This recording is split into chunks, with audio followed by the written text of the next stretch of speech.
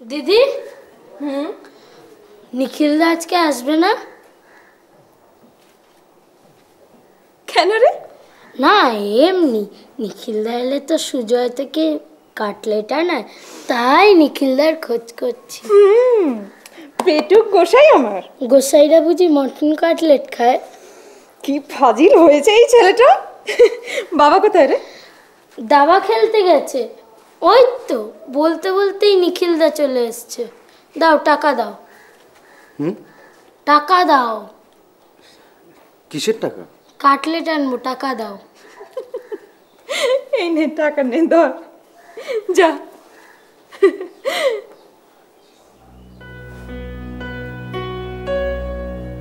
কি হয়েছে? এম দাঁড়িয়ে পড়লে কেন?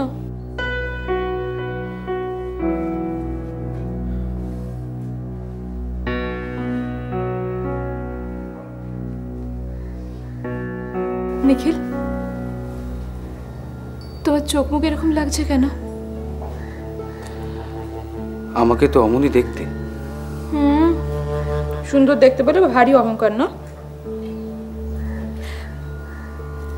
নিখিল, আমি সত্যি বলছি, তোমাকে খুব বিধ্বস্ত লাগছে।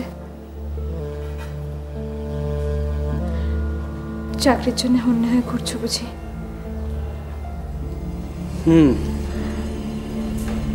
তা ঘুরছি বই কি।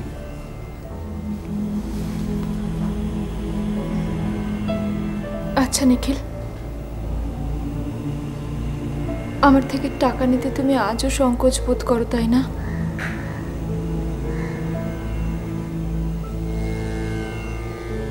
আমার কিন্তু খুব আনন্দ হয়, বিশ্বাস করো। মনে হয় এটা আমার সৌভাগ্য। কিন্তু অবন্তী, আমি তো তোমাকে কিছুই দিতে পারিনি, আর সেই আক্ষেপ আমার মনের মধ্যে কাটার মতো বেঁধে। আমার টাকাকে নিজের বলে ভাবতে পারো না? ঠিকই বলেছে। কবে যে আমার টাকাকে তুমি নিজের বলে মনে করবে? আমি তো সেই দিনটার অপেক্ষাতেই আছি নিখিল, কবে সেই সৌভাগ্য হবে। কিন্তু চাকরির তো কোনো চিহ্ন দেখতে পাচ্ছি না।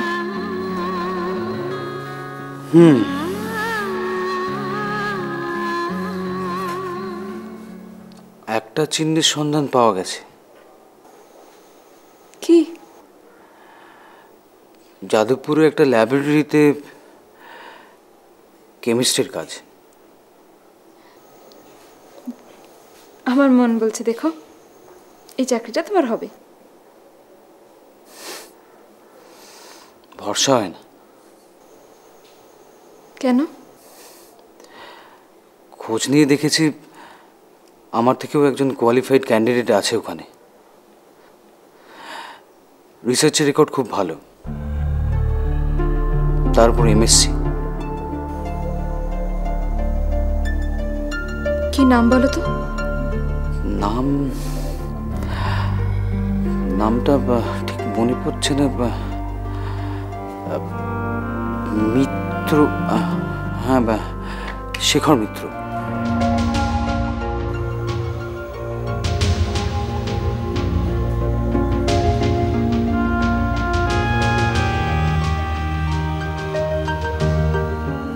Shekhar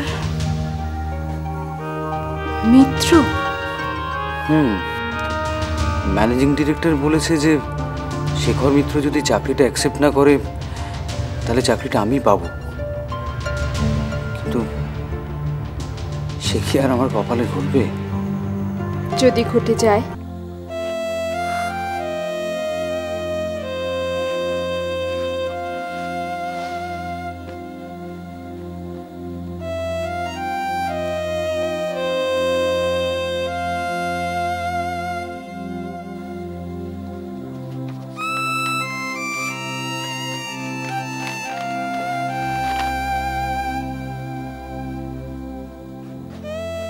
Dear sir, according to your verbal discussion, you are requested to see the undersigned with all your certificates as a research assistant on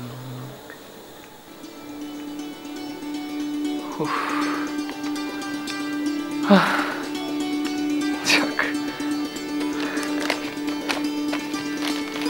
দাদা, হ্যাঁ রে বল। তোর চিঠি। পেয়েছি রে। না না, এটা আজ বিকেলের ডাকে এসছে। দে।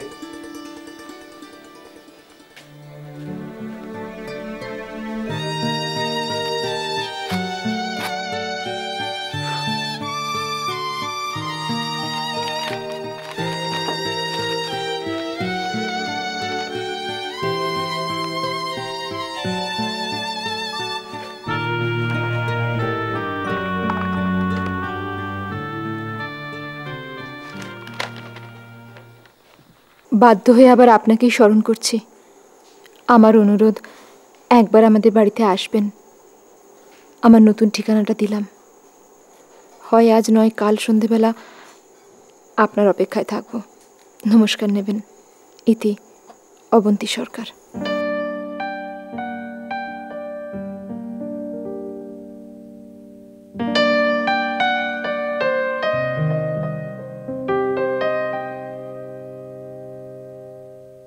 জানতাম, আমি জানতাম। ধৈর্যের বাঁধ ভেঙে গেল তো। তুমি ডাকলে আমাকে। শেখরবাবু, কি হলো? থমকালেন কেন? আচ্ছা, আমি আপনার বোনের ননদ অনুসুয়ার বন্ধু। আমাকে আপনি করে কেন বলছেন বলুন তো? ঠিক আছে, তাহলে তুমি করেই বলবো। বলো কি ব্যাপার? জানেন, লোকে বলে আমি নাকি খুব অহংকারী, সহজে মাথা নত করি না। কিন্তু আর কেউ না জানুক, আপনি অন্তত জানেন আমি আপনার কাছে মাথা নিচুও করেছি, হাত জোর করে ভিক্ষেও চেয়েছি। সেটা তো আমার কাছে তোমার দাবি ছিল, ভিক্ষে নয় তো।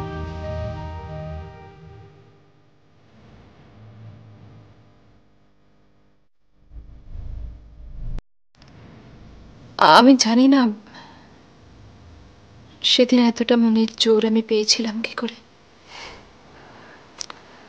তোমার মনের জোরের উৎস কোথায় সেটা তো তুমি জানো।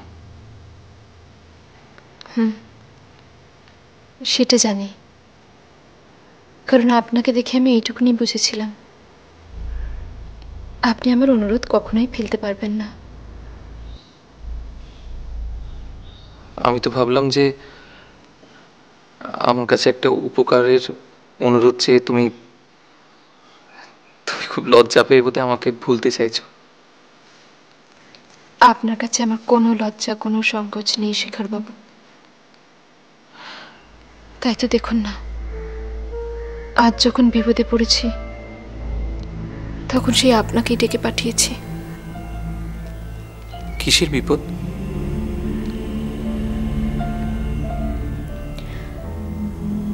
যাদবপুর ল্যাবরেটরিতে একজন রিসার্চ অ্যাসিস্ট্যান্ট নেওয়া হচ্ছে। হ্যাঁ, সেটা তুমি কি করে জানলে? আমার একজন পরিচিত ভদ্রলোক নিখিল মজুমদার সেখানে অ্যাপ্লাই করেছেন।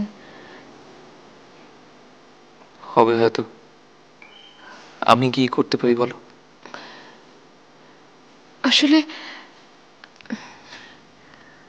আপনি ক্যান্ডিডেট হিসেবে যতক্ষণ সেখানে থাকবেন, নিখিল মজুমদারের মতন একজন সাধারণ বিএসসি পাস ক্যান্ডিডেটকে ওরা কেন নেবেন বলুন?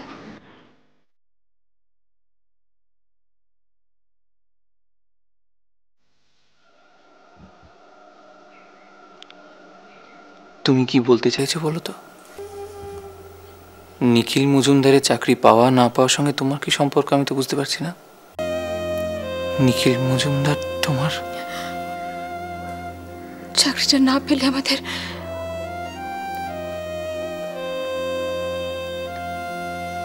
বুঝলাম, তুমি ভদ্রলোকের সঙ্গে কথা বলেই আমার সঙ্গে। না না, বিশ্বাস করুন, নিখিল কিচ্ছু জানে না। ভীষণ আত্মসম্মানী মানুষ, ওকে এসব বলে কখনো রাজি হতো না। চাকরিটা না পেলে নিখিলবাবু তোমাকে বিয়ে করতেও রাজি হবেন না।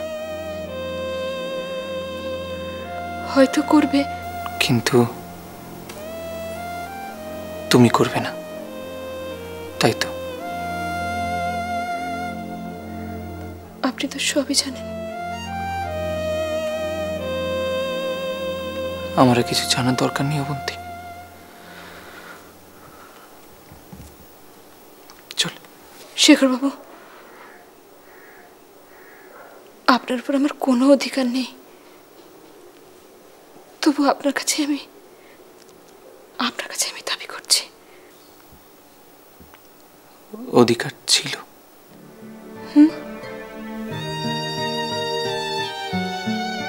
তোমার না শোনাই ভালো। চলে।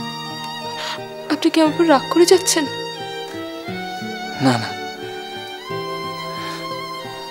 খুশি হয়েছি।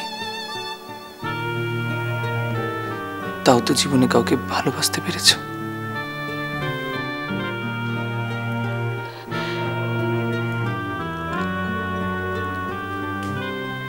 আপনি আমাদের সব ভালোবাসা ব্যর্থ হয়ে যাবে।